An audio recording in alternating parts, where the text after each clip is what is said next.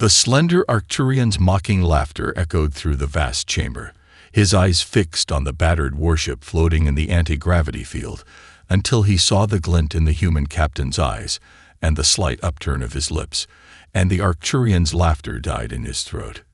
Captain Will Allen stood ramrod straight, his gaze never leaving the scared hull of the TDN Arizona, a Dreadstar-class battleship that had seen the worst of the Draconis conflict a century ago.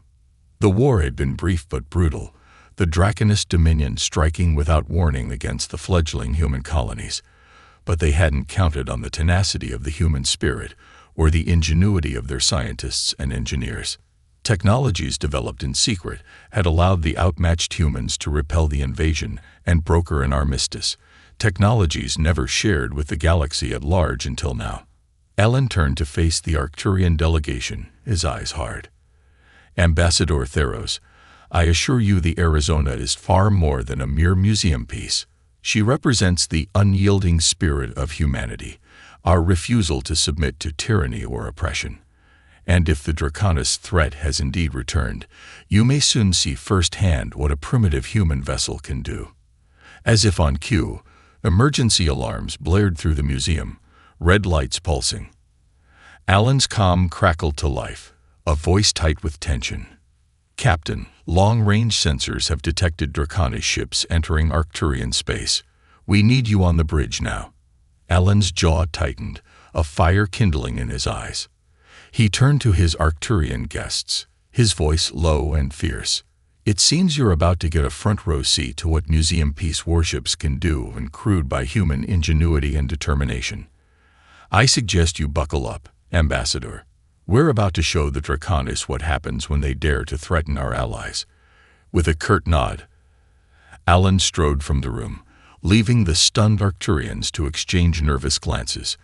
The TDN Arizona loomed behind them, her battle scars suddenly seeming less a sign of age and more a testament to her resilience.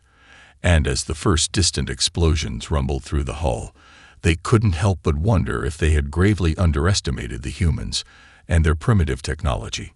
Captain Allen and Ambassador Theros rushed back to the Arcturian embassy, their footsteps echoing through the ornate halls. Theros immediately headed for the communications room, his fingers flying over the console as he contacted his superiors. The news was grim. A Draconis fleet had launched a surprise attack, their ships tearing through the border defenses like tissue paper. The Arcturian homeworld was in their sights, and the Arcturian military was scrambling to respond.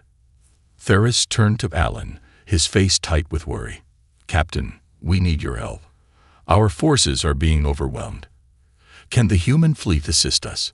Allen shook his head. "I'm sorry, Ambassador, but our main fleet is too far away. They'd never make it in time." He paused, a glint in his eye. "But I have an idea." He pulled out his communicator and placed a call. "Admiral Blackwell, it's Allen. I need a favor."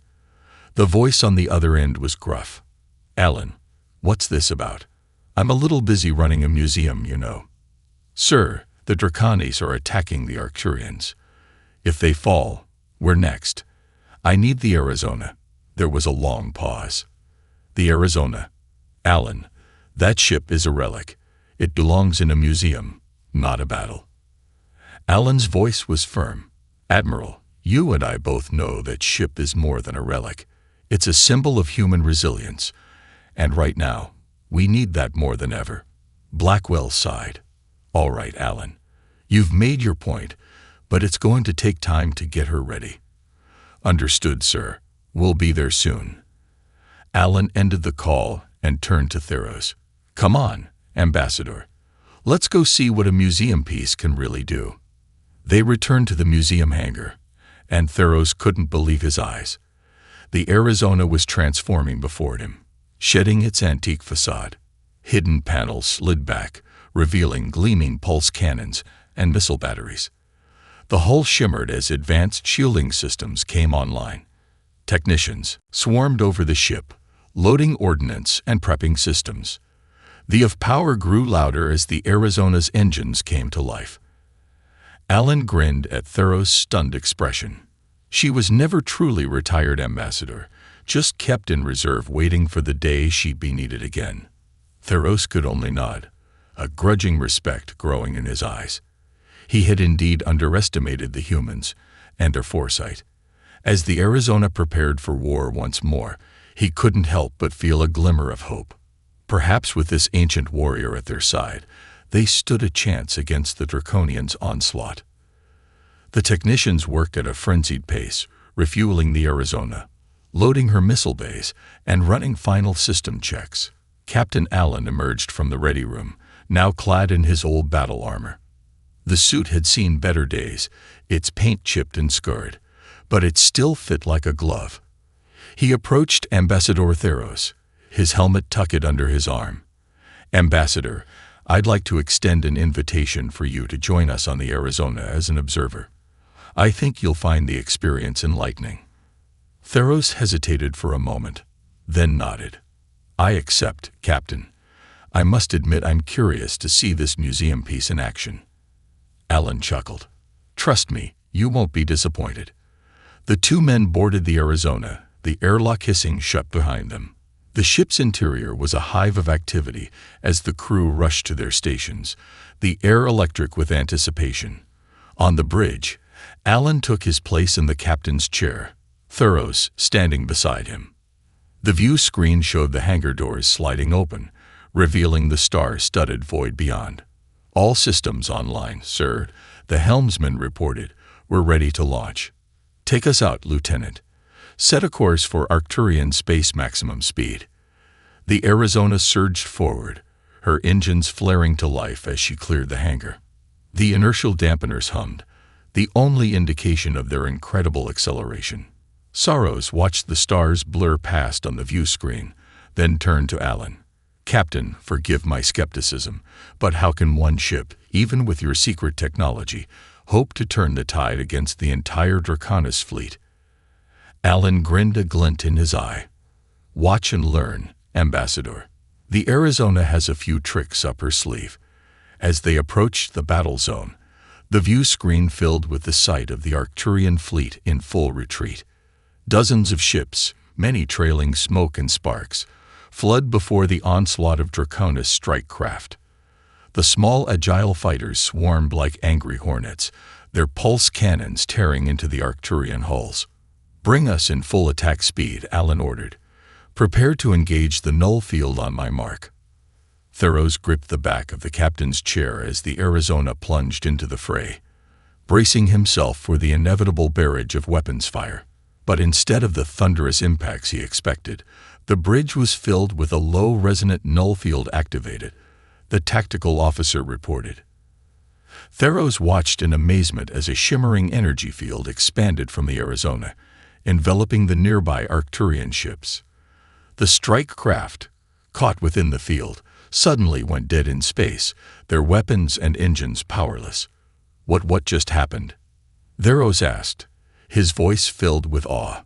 Allen leaned back in his chair, a satisfied smile on his face. "That, Ambassador, is the power of the null field. It selectively dampens enemy technology, rendering it useless.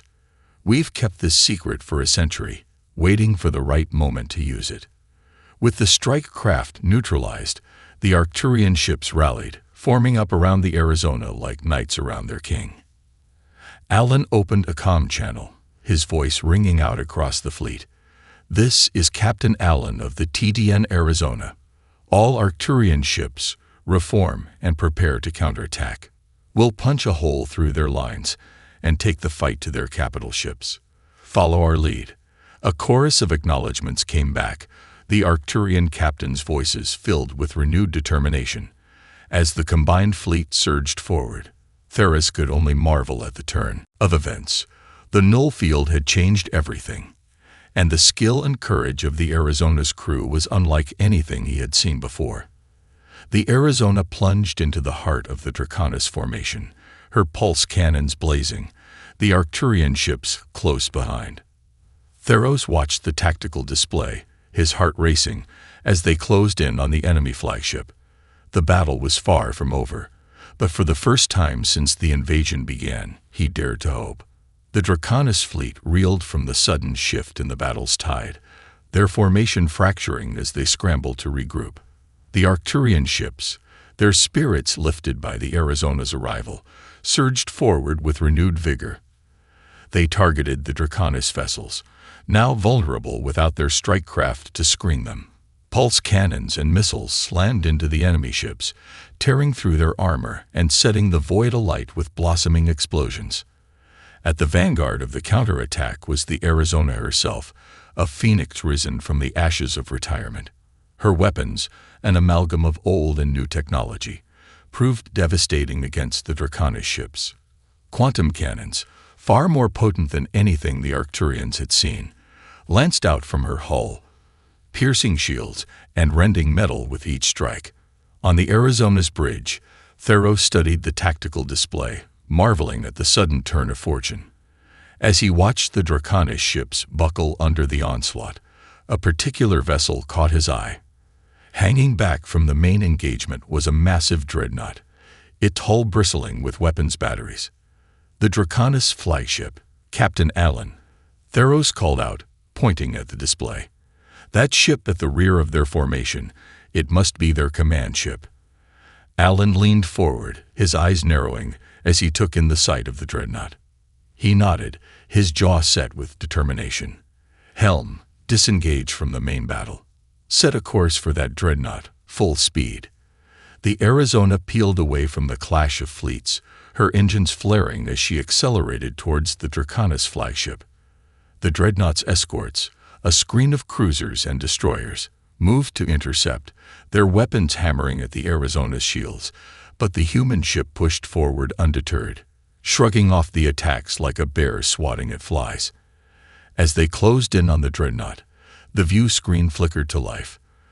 The sneering face of a Draconis filled the screen, his scales a deep crimson, his eyes burning with malice. You dare approach the fist of Draconis human? Your primitive vessel is no match for us.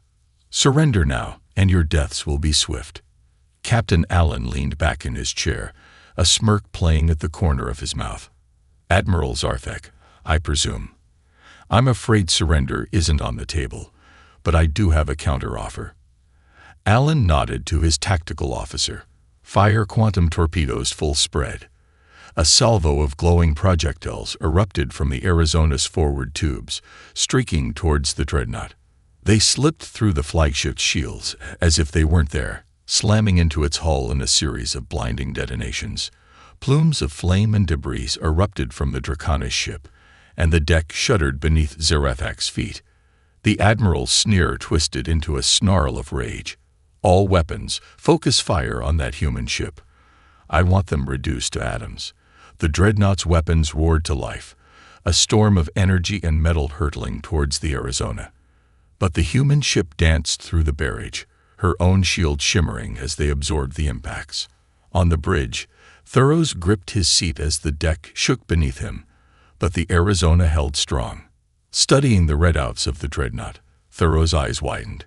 He turned to Allen, excitement in his voice. Captain, I've detected a fluctuation in their shield harmonics. If we can match the null field's frequency to it, we might be able to punch through their defenses. Allen grinned, a fierce light in his eyes. Good catch, Ambassador.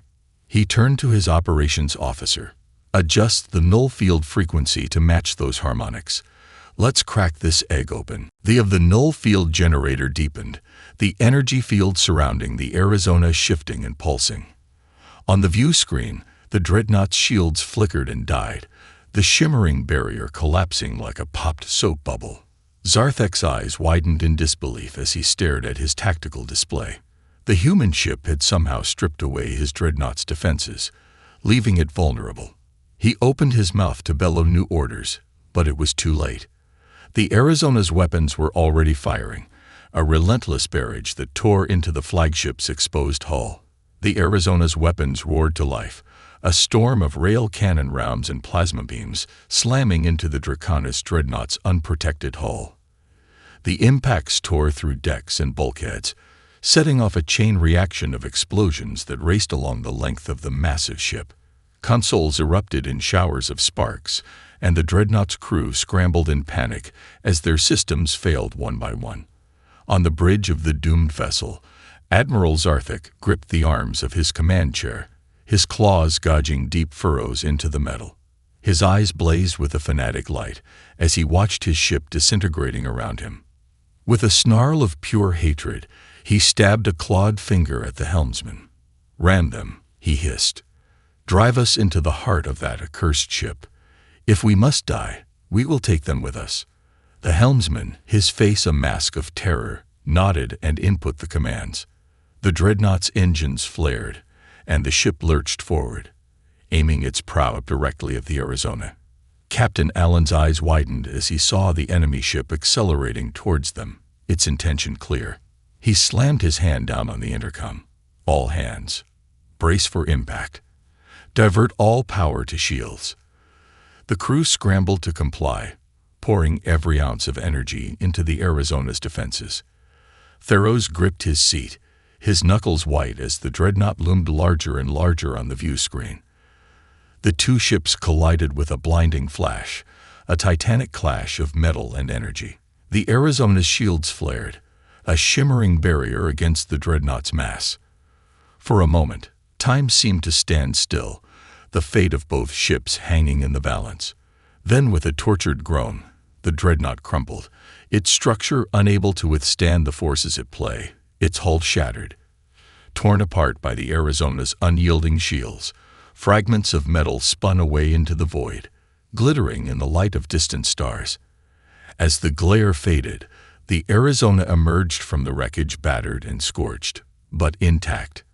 Her shields flickered and died, spent in the desperate defense, but her hull held strong. On the bridge, the crew let out a ragged cheer. The loss of their flagship broke the spirit of the remaining Vercanis forces. They scattered, fleeing the system in disarray. The Arcturian ships, their hulls still bearing the scars of battle, moved to secure the area and mop up any stragglers. In the aftermath of the battle, Ambassador Theros turned to Captain Allen, his eyes filled with a mix of awe and gratitude. "Captain, I don't know what to say. Your ship, your crew, you've saved us all. And to think, I dismissed the Arizona as a mere relic. I was wrong, and I apologize." Allen smiled tiredly, clasping the Arcturian's shoulder. "Apology accepted, Ambassador. We all had our doubts, but the Arizona proved herself today. She may be old, but she's got plenty of fight left in her." But even as he spoke, Allen could see the toll the battle had taken on his ship. The Arizona's hull was cracked and scorched, her systems pushed to their limits and beyond. She had given everything to secure this victory, and it showed. As the Arizona limped back towards the museum under her own power, Allen couldn't help but reflect on the sacrifices that had been made. The secrets of human technology, so long guarded, would now have to be revealed. The war against the Draconis was far from over, and humanity would need every advantage to prevail. But for now, the Arizona had done her duty. As she settled into her berth, her crew lining the decks to salute her one last time, Allen felt a swell of pride. The Arizona would be laid to rest with honor, a testament to the skill and determination of those who had built and crewed her. Her legacy would live on, an inspiration for the battles to come. You have reached the end of the story. If you enjoyed this story and want to support us, please leave a like and subscribe to our channel. And for every comment that says 88, I will heart every single one of them. Thank you for your time.